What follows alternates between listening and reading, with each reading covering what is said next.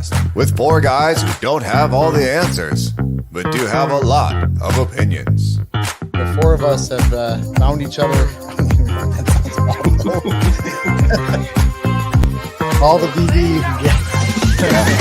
And there it is. It didn't take long. For the video dad, it's like, hey, that's my spot. Yeah. I think I need you to move that net. Somebody want to bail me out here? It's fun to watch you squirt. Matt took me in like a stray dog. And now that stray dog is turned into a beautiful steed. That's a good What's intro, up, ain't it? fellas? That's a good It intro, is ain't it? fantastic. Hey, guys. How is it What's going, going on? everybody?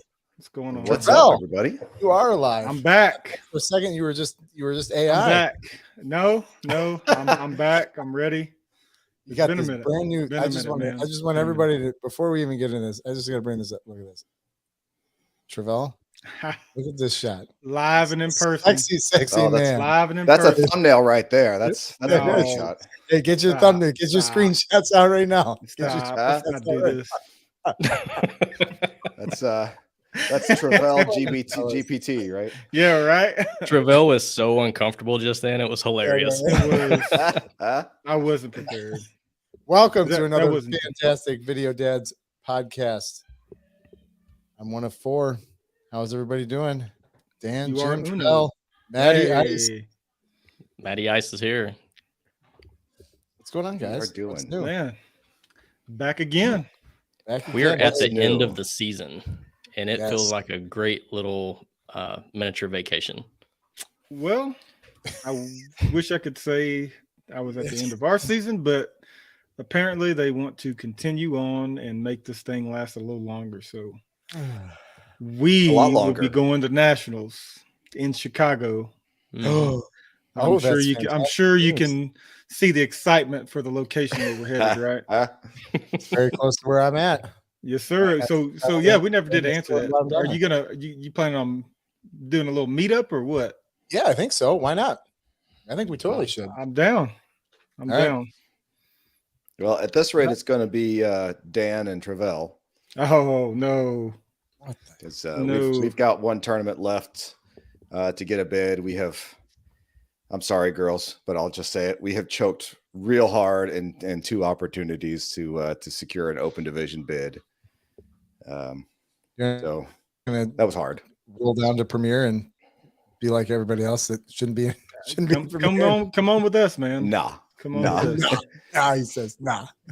If y'all haven't seen his daughter's team play, they are actually really good. They maybe an off season, maybe just a couple of games, few pieces here and there, but they're actually really good. So hopefully you guys can secure a bid. I know it may not be open, Dan or Jim, but I think they can pull it out. Yeah, we'll see. I think We got hope. We have hope, right? Yeah, absolutely. We got hope, right, Jim? Jim, we got hope.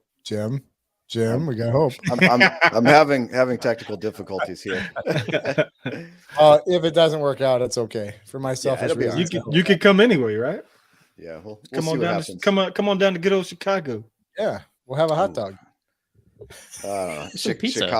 Chicago near the 4th of July. Yeah, It's that's a not hard bad. pass. lot of crazy things going on up there right now. I'm keeping an eye on the news, and Yeah. I'm not really liking the atmosphere I'm seeing on the events happening. So we'll keep 3 eyes open. Can we have one episode where we talk about USAV picking the shadiest cities they can find to host? That should be one. We need to go do the research of the history of the places they've chosen for It's the nationals and just cheapest. look at that. Why do you think they do it? Why do you think they go to those places? Because they're cheap.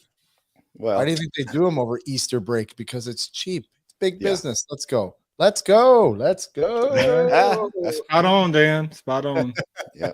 Anyway, enough about me shitting all over business. Let's talk about what's going on. What's going on? Any fun little stories? I got a great story. So I'm segueing off. myself. Go for it. Nice lead in, Oh, Dan. take Take it away, Dan. You like that? So this weekend, I got a chance to go out with my volleyball friends, parents that I haven't seen in a while, Saw and that. we went to a beer tasting event. Saw that. And I got to hear some stories, and I'm not going to name names or clubs or anything like that, but there is a team of parents now that have a new nickname, and that nickname is the Sideline Sippers. That Let's sounds like just an actual say- club.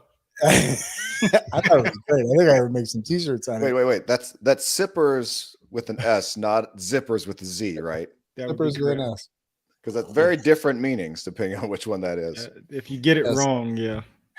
That's messed up, Jim. I was supposed to say that. No, they were let's just say partaking in some libations on the sideline and got caught. And, Oh, man. gotcha. Okay. and the head honcho of the tournament came over and took their Yetis. Oops. I'm curious as to how you get caught. Well, I would show pictures, but that would give it away. It was very obvious Oh, that these well, these gotta, people were partaking in libations. you got to be a little bit Nothing more bad. It was just over the inconspicuous, top. right? But yeah, when you're literally handing it down like this, Well, yeah, that'll do it. Yeah. yeah, that'll do it. Yeah. That'll do Oh it. man. I That's did crazy. see That's my story for the parents day. from a familiar club similar to you who at an early season tournament were passing solo cups around inside the facility. I was like, come on, can you be a little more obvious? Yeah, Well, that's not this obvious was at on all. the sideline. This was Yeah. on the sideline during the game. Yeah. Yeah, it's good stuff. Good Gotta be stuff. inconspicuous. Don't be suspicious.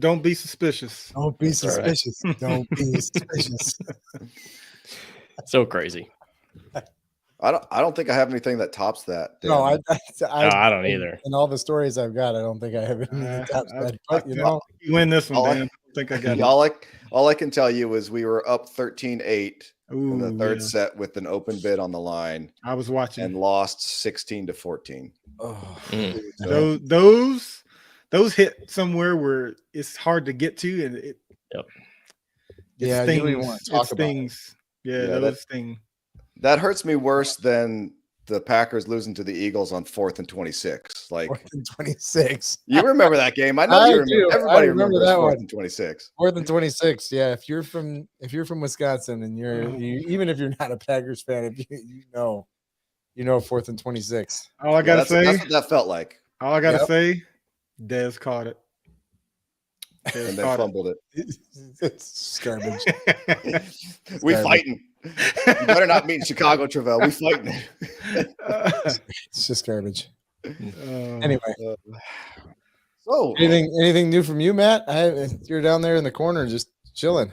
Man, I'm just chilling. Got a new name, Matty Ice. Yeah, I really don't know where I picked it up. Matt the Iceman. Iceman. it's like Natty Ice. I don't even know what that is. Oh, Is that a beer? Is Really, that a Ice? libation? really Natty bad Ice? beer. Yeah. Natural ice. Yep. I meant to change that name before we got started on this show. Nope, it's fitting. Oh no, it's it's stuck here. now. Keep it. All right. You gotta keep it. Well, we do have a special guest tonight. I will say that. Yes. And we're going to be talking about volleyball recruiting heading into the college realm, moving from club and school, heading up to college, talking about recruiting. And we have a great professional on for us tonight. Her name is Allison Roberts. She is she's a former club player. She grew up in club. I think she played maybe down in Texas. She went on to play Division I college volleyball and then went on to coach for 6 years in the college field. Now she runs her own recruiting service, helping athletes and parents navigate that process. We are really excited to have her on, Miss Allison Roberts. If you are on Instagram, be sure to check her out. It's How to Get Recruited is her handle on Instagram. Amazing content, even has a podcast. Really excited to have you on. Allison, welcome. Thank you so much for joining us. Thanks Give for a having round me, of guys. round of applause, right? Let's go. Okay. Yeah. Welcome, Allison. Very excited. We to have you on, apologize in advance. No, I loved that intro. I'm like, I could jump off of 4 of the things y'all have already said. Yeah, we have good stories And we have opinions about stuff that goes on, and some Lots of them of are opinions. true. Lots of Some of them we opinions, just yeah. make up along the Well, way. There's always so much going on. That's It's right. true. There A lot really of is. content. and that's why we're here. Absolutely. Offering our opinions on all of it. Yep. Allison, again, thank you for being here. To kind of get us started, tell us a little bit about you. Don't skip a single detail. Start from birth. Let's get all the way up to now. We've got an I was hour. about to say the year 1990. 1990. Oh This is my gosh, I'm Wednesday. like 1970. So here's the thing, guys. I went to the AVCA coaching convention this last year, and there's a lot of social events. And at one of these social events, I found myself at a table of people who were all born after the year 2000. And Oh, wow. I don't know how it happened. And I had that moment of, oh, okay, I'm moving on. Anyways, but yeah, I've been around the world of volleyball for about 20 years now. I started playing when I was 12 in the great state of Texas, and it's the greatest sport. I'm a little bit biased, but In the greatest state. in the greatest, the best state ever. But yeah, just loved the game. Went on to play in college. I played at Presbyterian College in South Carolina.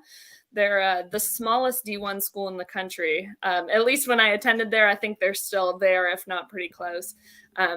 But loved my time there. They're the Blue Hose, if you've heard of them. The ESPN does this thing. I don't know if they do it every year, but they did the March Madness of weird mascots, weird college mascots. And so there's the banana slugs, there's the mastodons, the leathernecks. I forget all those, but the Blue Hose made it, I think, to the semifinals and just got edged out just a little bit for the weirdest mascot in the college world. But yeah, after that, went on to coach for 6 years at a couple colleges out in Oklahoma, and just loved that time. Ended up getting married to my husband, who's in the Army, and we were going to be moving every 3 years, had kids. Didn't really make much sense to stay in the coaching world for our family, for his job and our stage of life.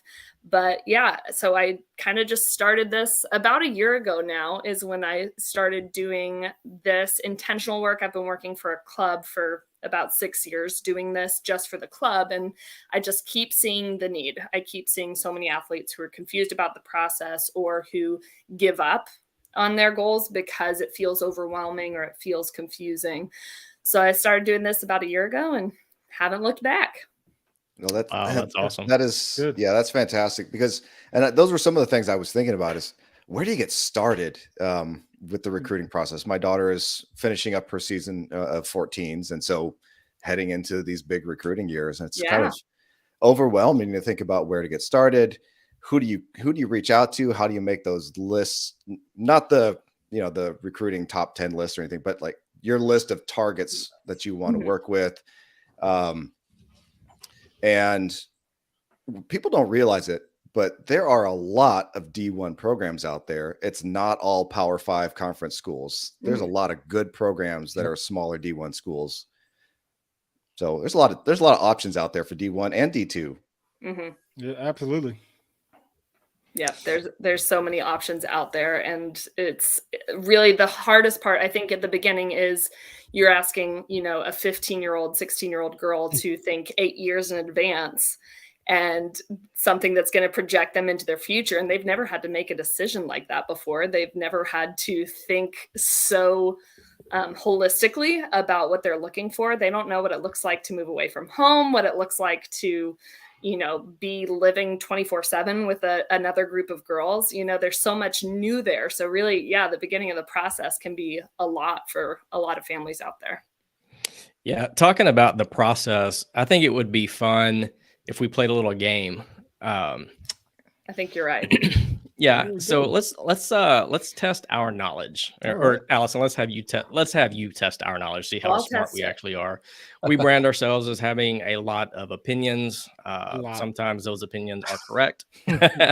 We answer tons of questions, but don't always know the answers. But let's do a quick rapid fire and see how smart or knowledgeable we are about the recruiting process. And to make it really fun, I think we should all come up with our own buzzer so that we can buzz in to answer. Dan, you go first. Okay. That's not fair. Yeah. That's not fair. You have to like use your mouth and make a noise. Going a cappella here. How about this Okay, one? we ready? Yeah. We ready? So I'm tapping into my former life when during COVID, I would actually host live trivia nights with my friends and family like Nice. once a week. So it's taking me back to the space where I would just prep all these questions and scores and stuff. It'll be pretty quick. But I have a couple of multiple choice and the rest are kind of true or false. And then we're going to end with some Price is Right style questions. So we'll start with the multiple choice. When are Division I and Division II schools Answer. Just allowed? He's ready. Okay, sorry. Go ahead. When are D1 and D2 schools allowed to contact student athletes directly? And I've got 4 options for you. First is option A, June 15th before their junior year. B, June 15th before their sophomore year. C, August 1st of their freshman year. Or D, August 1st of their junior year. Okay, ready? Yes. Oh, I was going to say Is that Trevelle? end of sophomore year, June 15th. Thank you, Ryan. Yes. I June was gonna go 15th, with that. sophomore year. Actually, no, I was going to go with the junior year, but No, I knew it was sophomore year too. Oh. I didn't know what the exact date was, but I knew Right. it was end of sophomore year. Before the junior year or after the sophomore year, however you want to look at it. I think in the legislation it says after the sophomore year. So well done. Okay. When That's are one for student me, by the way. athletes allowed to start going on visits? Same options. So June 15th before your junior year, June 15th before your sophomore year, August 1st of your freshman year, or August 1st of your junior year. Is it after freshman year? No. Damn On it. campus visits, it's in the August. oof. I'm going to Go ahead. What I'm going to choice say was June that? 15th of junior year. So it is August 1st of their junior year. Oh, Yeah. dang. Didn't know.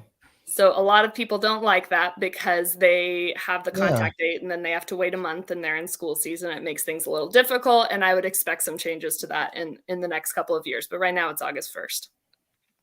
Interesting. Okay. Now we're on the true or false questions. During a quiet period, college coaches are not allowed to speak on the phone with prospective student athletes. True. True. False. Ooh. Okay, what was the question? During a quiet period, college coaches are not allowed to speak on the phone with student athletes. I would have said true Yeah, because I still say true. that's what I would have said. Are you sure? I'm Are you sure? No, it's not a quiet period. So quiet periods just mean that college Public. coaches can't do off-campus recruiting. And that's nothing to do with their communications with athletes. Athletes can still go on visits to their school, but they can't go to tournaments.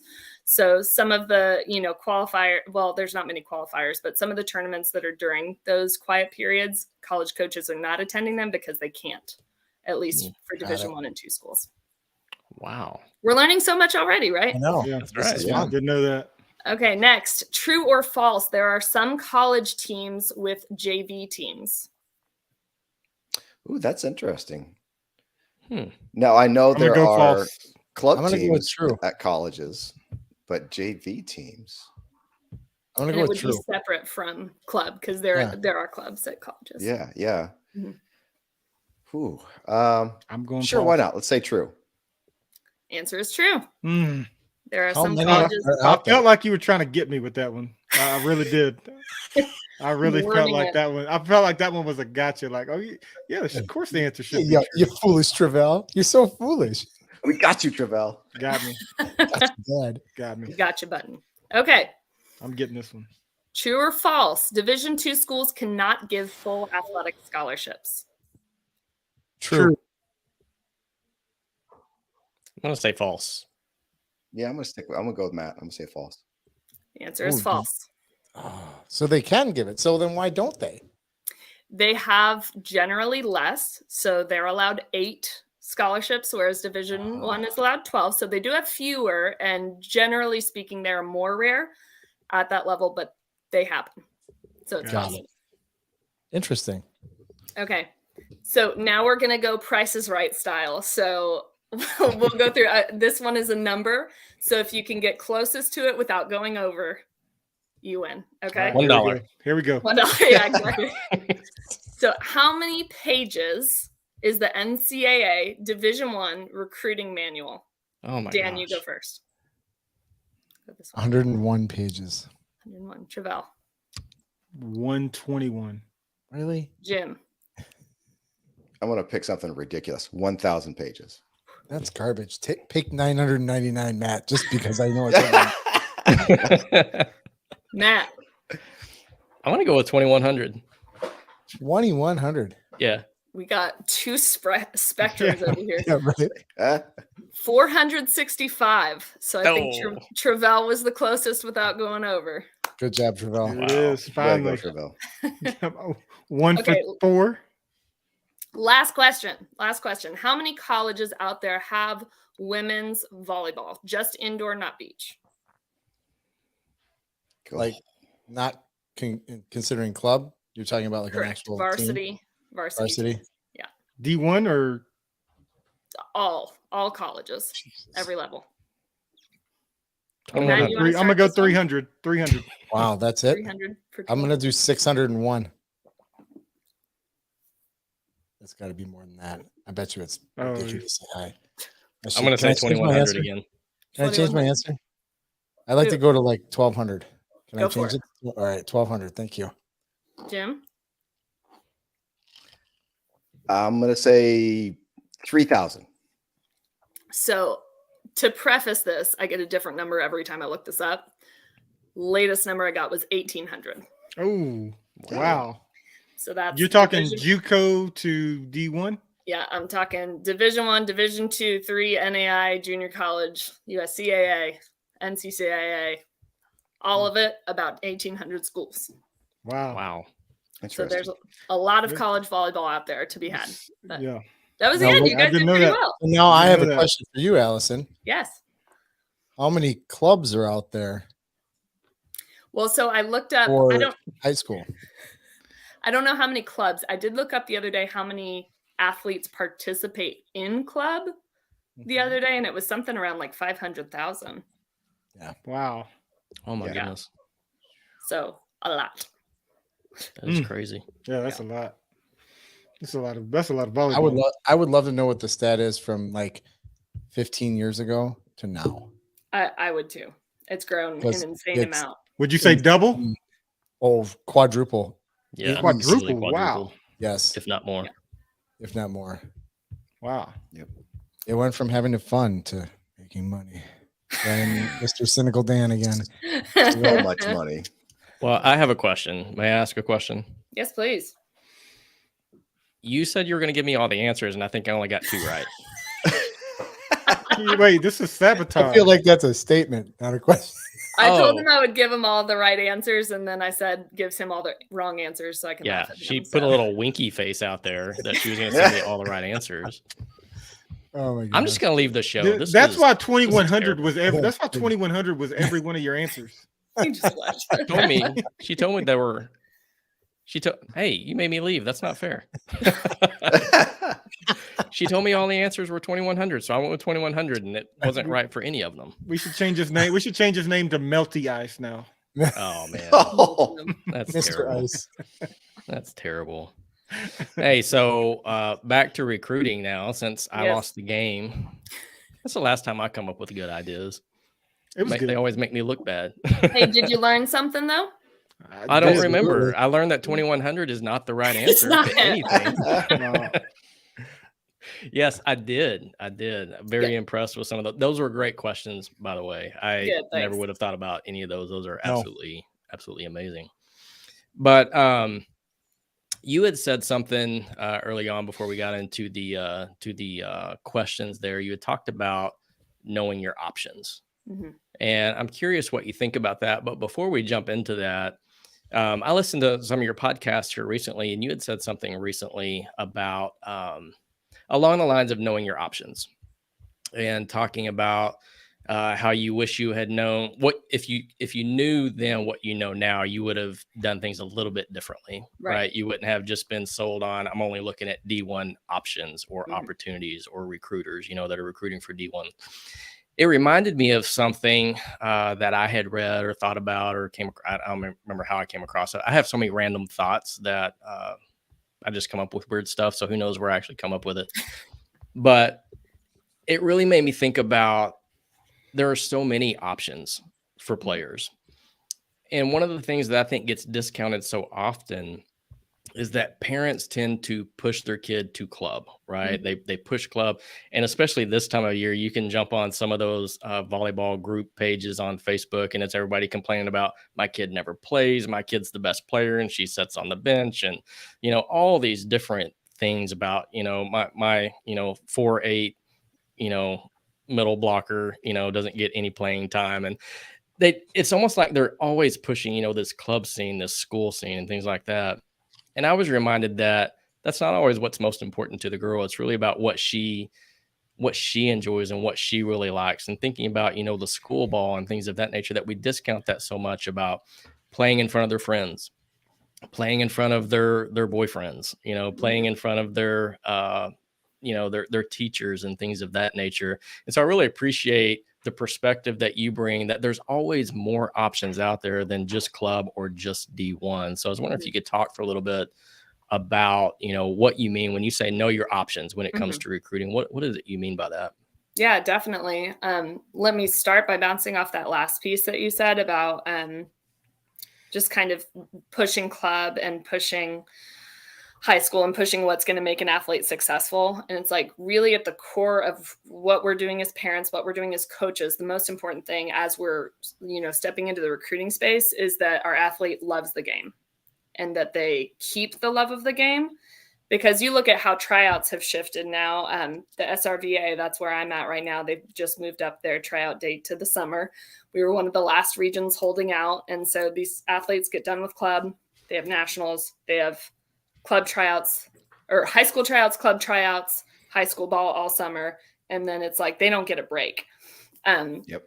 And I really, really want to stress the importance of allowing your athlete to find breaks, even if they don't have a physical break, even if they have all of these things, like allowing them to find mental breaks on their day off, allowing them to find 30 minutes, an hour a day where they can do something that they enjoy doing so they don't get burnt out doing something that they at least started loving, right? Because I think a lot of athletes move forward and they get burnt out. And then especially when we step into the recruiting space, if you don't love the game, if you've lost your love of the game, it makes moving forward in recruiting really hard. Because So wait, I'm not supposed to walk around the corner and just whip balls at my libero daughter at random? you can. Well, you have to give it breaks. Catch You gotta this. give it breaks. Well, and yeah, even like freedom. playing for fun, right? Can be Yeah. like, that can even be a break, like not playing the 4 hours of high school ball or whatever it is over the summer, but like going in the backyard and just peppering with, like I did that with my dad, would just pepper with me in the backyard. And it was just like fun. So making sure we keep it fun, making sure they love it. Yeah, I love that.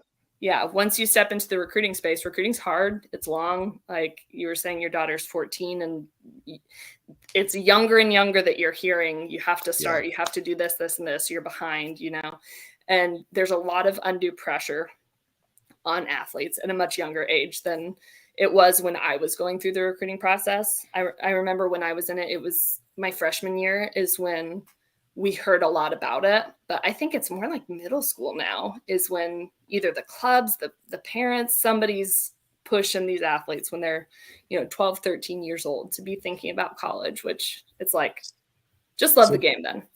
Yep. So do they need to be? I guess that's the question I'm sure everybody's wondering. Is this something that we need to as parents? Do we need to be doing that, or do we just let the chips fall how they may? Like when should be? I mean, I guess that's a broad statement because your opinion is different than somebody else's. But like people are doing this when they're 14, 15. I didn't see any need for doing that unless my daughter was like the next LeBron James of the volleyball court. Right. Why would I even bother doing that? Why would I bother spending the money and the time, which could be focused on something else like family, versus all of this other? Does it really have to happen? I mean, or is it something that's just been brought on by somebody to make money? Yeah, guess the is my question. athletes, especially in middle school, in my opinion, like absolutely not. They should just be enjoying the game. They should just be having fun. If they're not having fun, they should be doing something else, honestly. Because if they are the next LeBron, but they're hating the game as, you know, a 13-year-old, they're not going to keep going. They're going to quit at some point. So yeah, I think if you're able to maintain that, I think freshman year is when I always encourage parents, have your athlete come to you about it. You know, they're going to hear it from their club. They're going to hear it from their friends. They're going to watch it on TV. You know, maybe you take them to a college game, that kind of thing. But allow your athlete to come to you with that goal, with that dream. You know your kid. Some athletes are, you know, more reserved than others, but let them come to you with that, because I think it's easy to project what we want for our kids to turn into.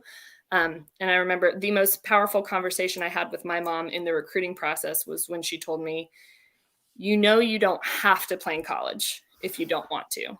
And it wasn't a question for me, like I definitely did, but just hearing her say that, she was afraid I was worried about the financial piece, the getting the scholarship, and, you know, that I was scared to put them into debt or anything like that. And so her just saying that freed me mentally to pursue my process and to know that I was doing it for the right reasons. I love that. Mhm. Because I do think a lot of parents, whether they can afford to pay for their kids' tuition or not, I know there's some pride of ownership on the parents' part about their kid playing at a D1 school or getting a scholarship or whatever. You know, at least for us, we try to make it clear to our daughter that we don't care. She could quit tomorrow. She could, you know, play her whole life, whatever makes her happy. It's her journey. We're just trying to facilitate it with her. But yeah, I do see a lot of parents who put, in my opinion, undue emphasis on that. Yeah, that was really where I was going with, you know, some of that opening piece, is that I feel like parents are inevitably trying to live their life through their kid by pushing them and pushing them and pushing them, you know, to do the club thing and then do the college thing. But, you know, NAIA is not good enough. JUCO is not good enough. You got to go D1. And if, you know, you might not make D1, but there's D2, right? And that just brought me back to there's somebody that I ran across not too long ago, and I was talking to them about volleyball. They're not related to volleyball. They don't have kids that play. They don't play themselves. But he was telling me that when he was in college, and it was a small college, small Midwest, you know, college, he said that the most electrifying events on campus were volleyball games. And I think that piece of it is huge, that it's great to play D1. It's great to be on a national stage, right? It's great to be competing for the NCAA national title. That's amazing, right? And we all want that. We would all be proud of that. But at the end of the day, and this is true for myself, is that volleyball is absolutely electrifying. And we've talked about it on this show, and I think Dan reframes it the best. Every ball is a point. You're not waiting 9 innings. You're not waiting 3 strikes. You're not waiting for 4 downs, right, to see if somebody does something. Every ball is a point. And it's so much fun to watch. It's so much fun to experience. And I think that is the role that parents should have, is helping their daughter to see those options, that you don't have to play D1. You can have a great experience at a local community college, because it is electrifying to go into these stadiums and watch these girls compete in a game of volleyball. I think it's absolutely incredible. Yeah, no, it totally is. And I know that every athlete that I talk to, I'll say 95% of athletes that I talk to, I say, what are you looking for? They say D1. And I'll say, why D1? And there's crickets. They don't know why. It's just what they hear. It's what they see. Like, you know, that's just what I know. My club kind of bred that mindset of, you have to go D1 or you have not succeeded in your recruiting process.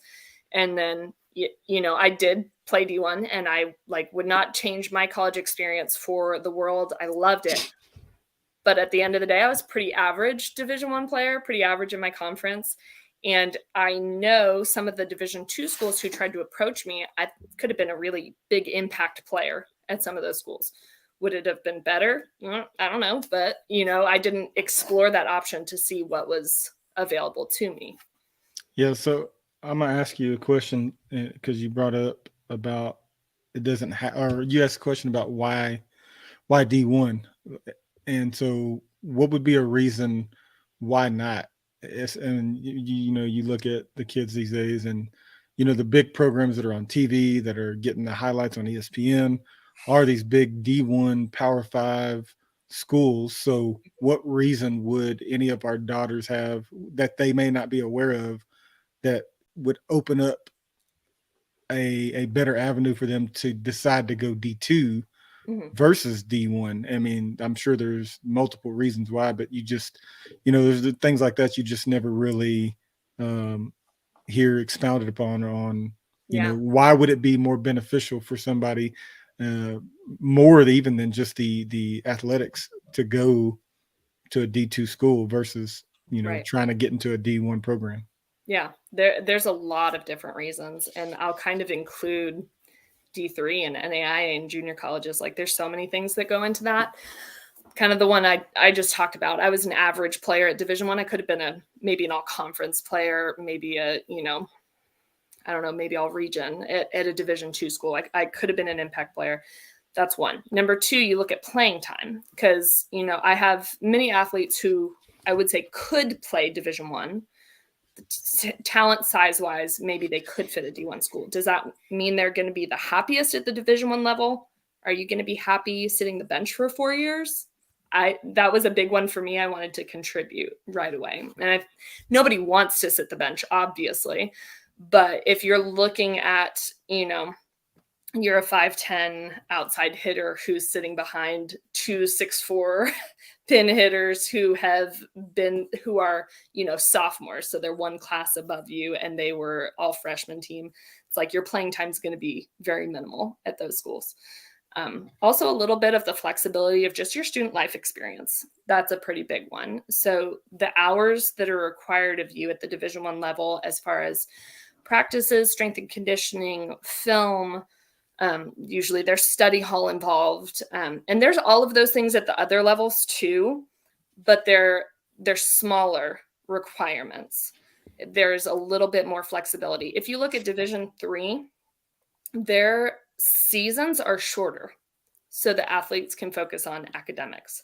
Their off seasons in the spring, they have very, very limited times where they can practice so that students can focus on their academic piece. And that doesn't mean that volleyball is not important, because that's one thing. I did visit one Division II school in my recruiting process, and I had an athlete who said, it was a member of the team who said something to the effect of, like, you don't have to really worry about volleyball. Like, volleyball doesn't really matter. And I was like, whoa.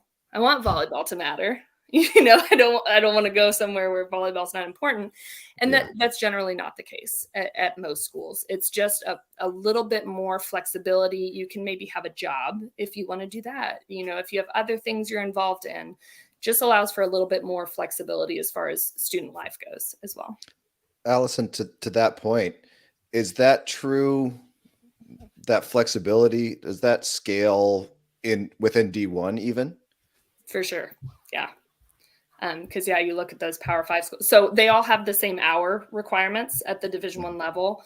But if you look at what's expected of you at, those Power 5 schools, where if the coaches are not making the Final Four every year, they're getting the boot, you better believe they're going to have a lot more demanded out of them than I did at a, mid-level Division I school. I was told there's an off season that is required along with the on season, and your vacation time, your summers are gone.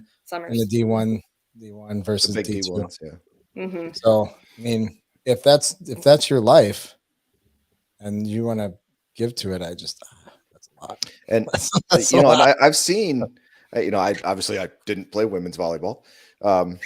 So I didn't know that. Yeah, that's shocking, right?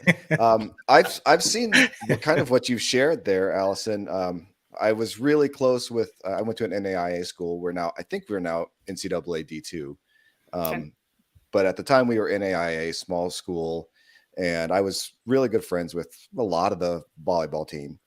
And I mean, they had a full life outside of volleyball. They competed really well. They competed hard. They got to play in some really fun matches. But they had life outside of volleyball. I also have friends who, I'm now old enough to have friends who have daughters who play at some of the big D1 schools. And, they tell me about how they get phone calls from their daughter nightly, just crying about how hard it is and how demanding it is.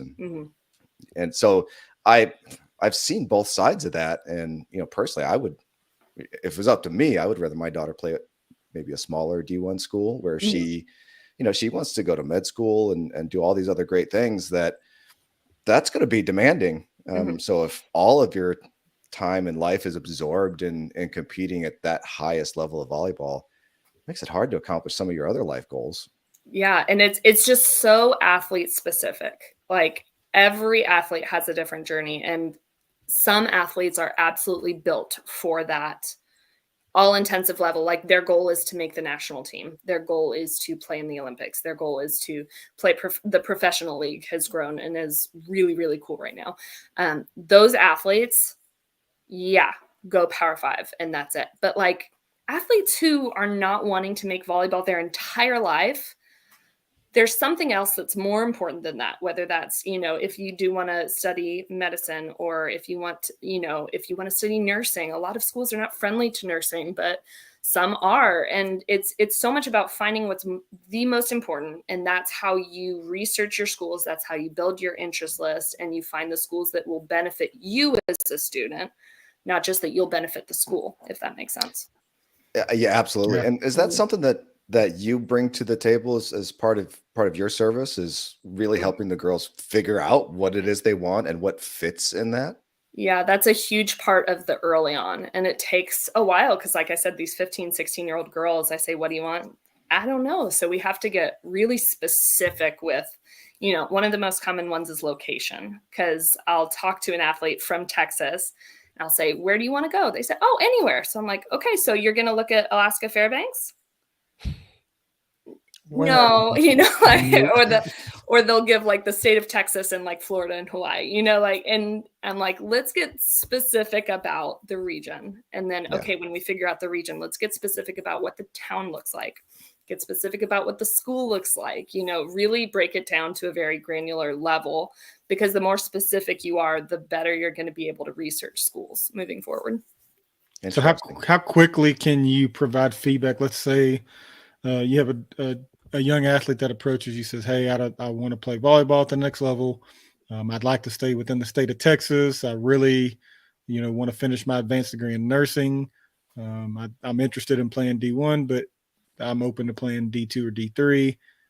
I'd like to be close to home, and I want to go to a program that is going to be flexible as far as academics are concerned. How would you guide them, or where would you guide them to, what type of school?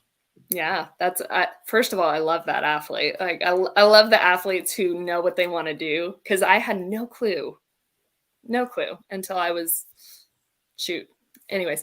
But yeah, I love athletes who know that and they can do that work. So really the first step is like creating the list of schools, and they want to play D1, but they're open to other levels. Almost, I'll say a very equally important piece is looking at the athletic piece of what their talent level is and their size, because there is a size factor at the different levels. I see a lot of people who say, she's an undersized hitter, so she'll play D2. You look at D2, there's some tall kids in D2. Like it's not just undersized athletes at that level. So you take what those things are. I really encourage athletes to think of at least 3 very specific things. So for that athlete, it's nursing, Texas, and maybe even closer to home, or maybe it's the size of the school, maybe it's the level. Find those 3 things, and we research schools. We spit out a list of schools that match that criteria. And I do encourage to look for more than that, because we want to start casting a wide net. If you reach out to 10 schools, kind of my rule is about half aren't going to respond. About a quarter are going to say no. And then maybe a quarter will say yes, or we need to see more, or something like that. So if we're reaching out to 10 schools, we're starting, at a disadvantage right away. So we definitely want to make a big list that we can approach and build a relationship with those coaches. So whenever you say a big list, like what size of a list are you talking about? That's while we asked that question, Ryan Cotton asked. So he says, we've been told our daughter, 15U, should be developing a list of 100 schools, 20 in each division. Wow. I don't necessarily think 20 at each division is wise, because I think, especially athletically, if you're looking at the spectrum there, that's a very wide spectrum. So I do think athletes should look at more than one level. So if they're looking at D1, D2, great. If they're looking at D3 NAI, great. Pick 2 levels. I would say 100 schools is not too many. If the 100 matches what they're looking for. If it's, I know when I started sending emails, I sent 200 schools emails. Do I think looking back that 200 matched? I'm sure I sent Stanford some emails, which wasn't why not shoot your shot, girl? Shoot your shot. You gotta shoot your shot, But yeah, I think that 100. I think 50 is kind of the bare minimum when you're looking at starting in the process. But I would be more specific. I wouldn't send to all levels, all locations. Get more specific with the things that they're going to benefit from. So I'd like to kind of build on that question, but I have one first. You mentioned the athletic aspect of things. Where would parents and players, as importantly, find those benchmarks to see where they measure up against? That's a question I wanted to the ask. various divisions. Yes. Great question. Good question. Good question. Go watch volleyball. Go watch college volleyball. Number 1. Stop. And I had an athlete who is a 5'6" middle blocker who was telling me she was interested in Texas and Florida. I said, have you watched them play? Do you know who won the national championship last year? Because look at their roster. Look what that looks like. I know the answer. Proud of you. Buzz in. But yeah, so go watch college volleyball, and don't just watch D1, because probably most athletes live within a driving distance of a Division I school. Go see a D2 school, go see a junior college, see different levels, and be honest with yourself. Do you see yourself, obviously if you have a 14-year-old, they have some room they can grow to get to that level, but you can see what their trajectory is and where that level is at, if that makes sense. So watching college volleyball, and then also watching film of themselves, holding up a mirror to your athlete to allow them to see what their ability looks like, can be really beneficial. 1, to potentially humble them, 2, potentially to be able to see what they need to work on and say, oh, I didn't realize that's how I was jumping. I didn't realize I was, broad jumping 5 feet as opposed to, jumping up in the air, those sort of things. So watching live volleyball, doing that, and then having conversations with their coaches or with, people like me or people who have played volleyball, and honestly asking them, where could I fit? And, if you ask that kind of question, prepare yourself for an honest answer. I would hope that no coach would say you're a D1 player if it wasn't true. And I also hope that a coach wouldn't just tell an athlete that, maybe you could play junior college or hey, you stink and you can't play. I would hope that no coach would say anything like that. Although I'm sure they're out there. But you have to be able to measure yourself against other athletes, and then you have to have other people's perspectives on your athlete as well. So on that, obviously their high school coach, their club coach, us as their parent, who outside of that immediate circle that would usually have eyes on them could they potentially go to give them that real-time, realistic, I'm trying to think of the word that I should insert instead. No fly zone. Yes. That feedback that is going to be something very truthful that they could take it to the bank and know that it's not somebody that cares about their feelings, that they really want good, solid Yeah, feedback to Unbiased. know gotta be where they actually stack up against the other, what did we say, how many 500,000 girls Right.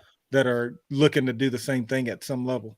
Yeah. And I've had a lot of athletes and parents who've reached out to me for that specific thing because they want an unbiased opinion. I would always encourage, there should be some trusted volleyball person in your circle, whether that Mhm. is the high school coach, the club director. There is somebody in that circle of volleyball that you trust. There's somebody that you can ask that question to. Usually there's somebody who has college experience, whether they played or coached at that level. And that's a person that I would put more, I would value their opinion more than an outsider's opinion, potentially, because I also Yeah. think they've seen how your athlete has progressed maybe over time. Okay, And that makes sense. they know how they can grow. But yeah, there's somebody who can speak into that for Okay. sure. Speaking about people watching the athletes, shifting gears a little bit, we see a lot of different behaviors from the players on and off the court. What do coaches see when, or what are they watching for from the athletes on and off the court? Can you talk about maybe a top 3 to 5 thing that they're looking for? Mm-hmm. It's funny. I went to the SRVA regional tournament this weekend and got to see some really great volleyball. And I had a couple people who I had talked to beforehand, who I wanted to get to know the athlete. And when I went to watch them play, I found myself looking for something very specific, which was when the team came to the center after a point, what did the athlete's face look like? And were they talking to their teammates? Because I can't hear what they said, but this was maybe a little bit quieter of an athlete. And I was like, can she still be a teammate? Is she still going to be, invested in the process? So they're really looking for how you're interacting with your teammates, with your coaches, with the refs, with your parents.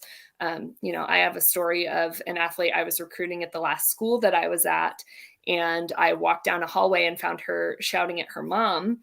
And I was planning on giving her an offer the next week. And then I watched that and I said, I'm not interested. And you hear stories about that a lot about athletes. And I know I've heard a couple parents say, well, the highest levels don't care about that, or college coaches really don't care about that. 99% of them do. They care about the character of the athlete. They care about the personality. Different coaches are looking for things personality wise, but I think when we look at the talent level that's out there, there's other athletes who are just as good as your daughter. Right? There's other athletes who have the same size, same playing ability, but is your daughter more of a leader? Is she more friendly? Are her grades good? There's so many different things that are intangibles that can set them apart that college coaches are looking for. Especially, I think a big one is how they're responding to feedback from their coaches on the sideline, because that's how they're going to respond to them when it comes down the line. Are they giving their coach eye contact? Are they pouting in the corner after they make a mistake? They're looking at a lot of those details when they come to watch athletes play live. So how do you, factor. yeah, so how do you get those things in front of coaches as you start to reach out to them? That's a great question. How do you notice? Yeah. Yeah. A lot of those things they can only see live. Sometimes they'll ask to speak with your coach and they'll ask for a reference. So you better make sure your coach likes you, at least to some kind of capacity. But yeah, it's one of those things. Express your personality. I always tell athletes when they're writing their emails, which they should be writing their own emails, put a smiley face if you want. If you're the kind of athlete who puts a smile, you're not writing an essay, be yourself, write like you were talking to them. That's like a very early on thing. And then as we're having phone calls, as we're going to camps, even the athletes who are quieter, I never tell an athlete to be anything other than what they are. Because if your athlete is quieter, that's fine. I just had a conversation with a college coach this last weekend about an athlete who is just kind of quiet, calm, steady. And we were both saying how that's not a bad thing, because she's every team needs, I think, that steady, level-headed kind of person. But yeah, as you're communicating with coaches, pull more out of yourself. Be willing to be open. Be willing to be at least having a conversation. And I think letting your personality show, whatever that looks like, is just really important as you move throughout the process. Yeah, absolutely. Those are really, really great points. What would be some of the red flags maybe that people don't usually think about? You know, we can all say, you know, does the athlete pout, or does the athlete, you know, yell at the refs or their parents or whatever? What are maybe some red flags that people don't know about that college coaches are looking at? Selfish teammates. Say more, please. Number one, selfish teammates. So teammates who celebrate the most when they're winning the point, when they're scoring the point, getting the kill, doing the things. That can be a very big thing. Athletes who are not supporting their teammates when they can see their teammates are struggling. Athletes who are, you know, so caught up in their errors that they're not looking outside of themselves to their teammates. Those are all really big red flags. And I think, you know, when I was a college coach, that was the biggest. I was rebuilding a program. I took over a program that was just very, very unsuccessful for a very long time. I couldn't afford to bring in somebody who was all about themselves, was all about the me show. Even if they were a great athlete, that wasn't going to help my team, because I was building a team culture that was around us getting better together. And that would ultimately not be helpful for that environment. I saw a quote the other day that goes along really well with what you're saying, that said, if every player would strive to be the captain more so than striving to be the MVP, the team would be so much better. Yes. It's a good one. That's a good one. I think that. Yeah, I wish I would have come up with it, because it's great. You take credit for I it. wouldn't have known if you had said you did. Oh yeah, Matty Ice said that, by the way. Yeah. You heard it first right here. If you saw it on Facebook last week, it didn't happen. It was me, I promise. Hey, before we go, we are running out of time, and believe it or not, I cannot believe it's already almost 9 o'clock. We should keep the record button going and do hour number 2. But before we go, though, Allison, I want to give you a chance to maybe talk about one or two things real quick that we didn't get around to just yet. Is there anything that you would like to share with the listeners that you feel is very important in the recruiting process that we didn't get to discuss? I think there's a lot. The recruiting process is long. It's hard. Like I said, there's 465 pages of the manual. I think doing your research, being educated about it, having open family discussions about it is really important. And I think if the parents or parent and the athlete are working together to move forward, it's going to be amazing, because I'm really passionate about the athlete being the head of their recruiting experience. Because like I said, that's when coaches are going to get to know the athlete the best. That's when they're going to see their personality come out. I think when athletes are the head of the process, they end up happier. They find more options. I think when parents take over the process, or when you sometimes some of these services, if you're paying them to do the process for you, sometimes the athlete gets lost in that, and they're not able to voice what they're looking for. They're not able to really find their right fit. So keep the athlete at the center of the process, and let's empower them the best that we can to learn the life lessons they're going to learn through it. They're going to learn so many things that carry over to the business world when they leave college. It's incredible. And if we equip them and help them through it, they're just going to grow so much as they go through recruiting. Yeah, I think that's amazing. I wish we had some more time, because I've got a question now. And if you don't have time to answer it, I get it. Because it could be a long answer. What do you do? Maybe you've come across it, so you can share the story. But what do you do with the athlete who is completely overwhelmed and simply doesn't know? Like they get lost. Maybe they have, they don't handle stress well, or, something else is going on. There's a lot of distractions in their life.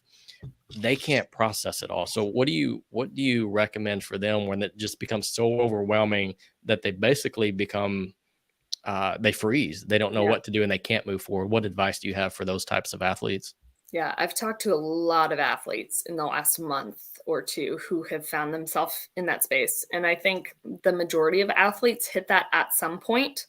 So a little bit of it depends, where are they a senior? If you're a senior, wherever you're at, if you feel overwhelmed, take a break, step away. But a senior can take a week off. At this point, maybe a day off if they're still looking. But a sophomore who's feeling overwhelmed, take a couple weeks, take a month. Like I said, it's the same thing with volleyball and loving volleyball as it is with recruiting. The recruiting process is so much fun. If you're doing it the right way, if we are a unit and we're creating a plan to move forward, it's fun, especially if you're extroverted like me. It's just the best. If you're an introverted, some of those phone calls and visits can be just terrifying, but you make it work and we grow. But yeah, it's a fun process. And the second that we start feeling bogged down by it and we start feeling overwhelmed, take a step back. You don't need to feel that way. So get to the space where you can be healthy, and then let's either restart or pick up where we left off in the process. So what you're saying, Allison, is you don't need a company to do this for you. You can do it on your own. Yeah. I'm saying the most important thing is that you are in charge of your process and that you are moving forward. And that's, what I do that's a little bit different is I'm focused on the educational side of it and walking through how it happens. Like I said, those 460 whatever pages, we're walking through how to build that plan and move forward from it, rather than let me post my video and this person is going to, send the emails or do the XYZ. You can really make a lot on for yourself. I so wish we could get into the social media side of there's so much to talk about on Video Volleyball Dads podcast.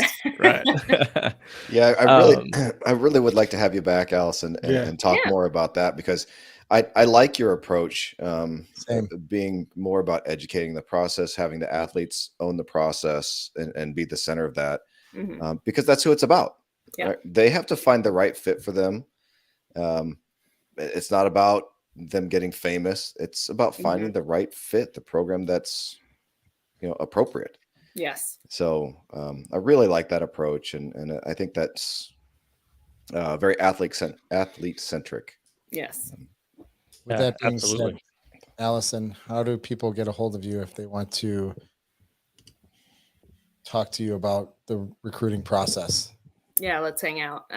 I live on my Instagram at How to Get Recruited. I am still trying to get better at Twitter, HTG Recruited. And then I have a website, howtogetrecruited.net. I put all of my upcoming events on there. I do a lot of webinars and educational things that I do twice a year. And then I do webinars essentially quarterly throughout the year.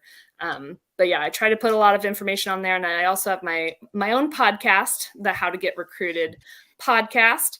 And all of the links for that are on my Instagram bio. Yes, everybody go check that out. Like, share, subscribe, all those buzzwords. Hit all the grams. Yeah.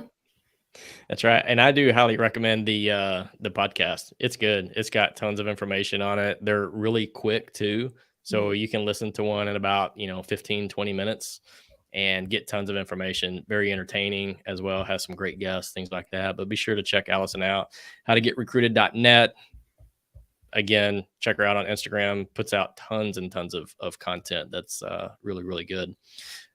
Real quick to recap everything, let's go around the room real quick. Favorite part of the show? Allison, you can go first. Well, when you blamed me for losing the game. That was the best part? Wow. No, the plant wall. The plant wall. There you go. Plant wall. I like There the you plant go. wall. Dan, I'm what about sure you? my wife is well aware that you approve of the plant wall. I like it. Dan, best part of the show. Why you gotta give me next? Okay, Trevelle, best part of the show. Mine probably finding out a lot more about the other options aside from, D1, D2, and really the reasons why behind them. I think that's something that I can take away and share with my kid to not only just, not be concerned with just the athletic portion, but also looking at the academic side to it as well. Jim. I like the discussion of trying to narrow down the schools and the potential landing places. Really getting to understand what's important, what's most important.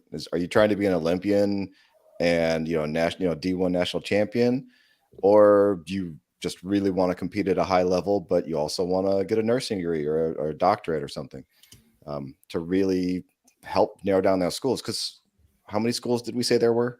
A lot, right? It wasn't 2,100, but it was a lot. Yeah. So that's hard. That's an ocean to try to narrow down. And so those questions and that thought process, I think, is invaluable and making the most out of your time because it's limited. All right, Dan, you ready now? Yeah, I'm ready. I'm ready. I think the best part about this is the fact that you as a player can do this on your own and you don't need flashy things and lots of money to do it. It really comes down to your passion for the game and your drive to make a college team. So I think that's what I took away and how I feel about it. Awesome. My number one thing was Dan's hair. Totally on point tonight. Hey, gotta love it. A close second is Jim's beard. Jim, your beard is looking fantastic. By the way. Thank you. What drove the beard? I'm trying to figure out what drove you to go to the beard. Probably my beard from before. It was beard envy. Podcast episode. On that note, my favorite part of all of this, so many great parts, but my favorite part was the importance of letting your athlete be the head of their journey and helping them stay passionate, to stay happy, and to continue to love the game. And then laying out or helping them lay out the roadmap for how to get to the place that's going to help them to still be happy and still be passionate and have that love for the game. Love that piece of it. Yeah. I agree. All amazing stuff. I'm still a little upset that I didn't get all the right answers. Sorry, man. 2,100. 2,100 is the answer. 2,100. Yes, that's the answer to nothing. On that note, Allison, thank you so much for coming on tonight. Yes, thank you. Thank you. Thanks so much for having me, guys. It was fun. Yep. And for everybody watching next week, well, not next week. Nope. It's not gonna be next week. Next time. Next time. We'll see everybody then. Yep. That's awful. It's an awful outro, but it is what it is. All right, everybody. Good night. We'll see you next time. Appreciate you. Thanks, everybody.